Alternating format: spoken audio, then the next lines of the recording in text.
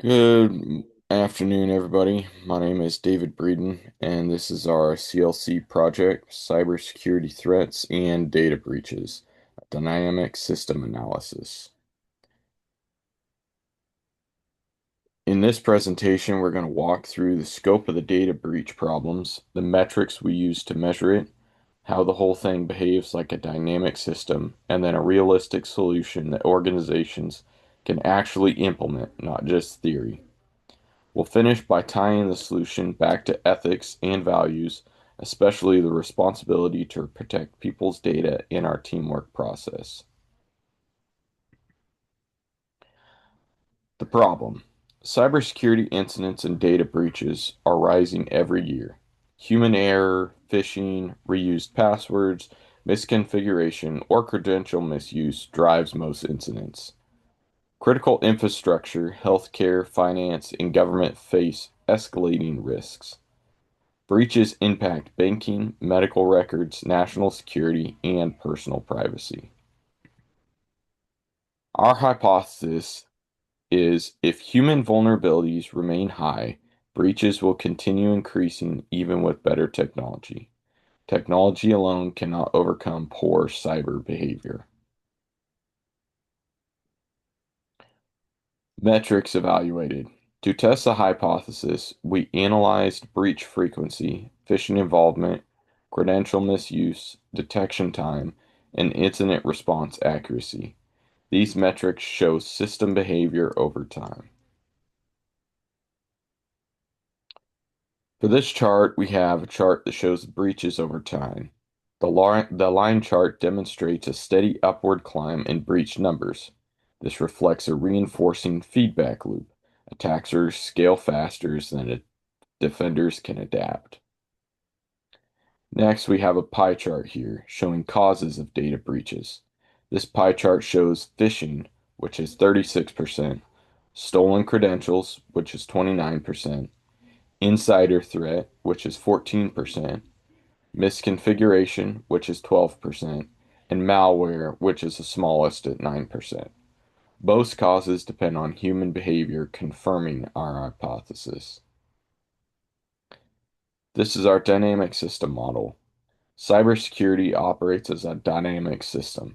Inputs include user behavior and logs. Processes include controls, authentication, and SIEM monitoring.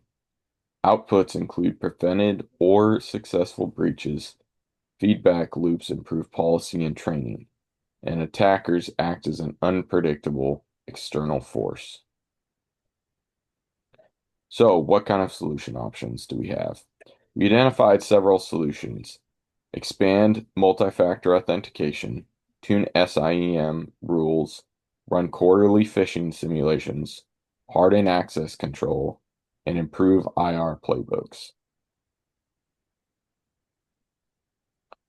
For our final selected solution, our chosen solution combines mandatory multi-factor authentication, quarterly phishing training, SIEM alert refinement, updated IR procedures, and role-based access control. This solution directly targets the biggest breaches causes. Implementation roadmap will be Phase 1, audit gaps, Phase 2, deploy MFA, Phase 3, user training, Phase 4, tune SIEM, and Phase 5, measure metrics. The values and virtues. Cybersecurity protects people's dignity, privacy, and safety. A Christian worldview approach emphasizes stewardship, integrity, preventing harm, and exposing deception. For our team collaboration, we operated like a real cyber team. Weekly checkpoints, clear division of responsibilities, shared documents, and adaptive scheduling, which cybersecurity requires collaboration. In conclusion, breaches are increasing and have driven mostly by human behavior. A system-based view shows why technology alone will fix the issue. Our solution provides measurable, ethical, and realistic improvement. Thank you for your time. Any questions are welcome. So good. Some of the points that I um I like to talk about is kind of like the human error side. I know that human error is one of the number one causes of breaches. And most attacks, they kind of start with somebody clicking on a bad link or reusing passwords or sharing information kind of Hmm. unintentionally. Have you, David, like in the past month, seen any suspicious emails in the workplace or even on your personal devices? Yeah, I actually did get one. And by the time I turned it in, a whole bunch of other people had already turned it in. But yeah, it definitely fell under the phishing side of things. They basically Right. reworked an email address to where it looked almost like our IT department.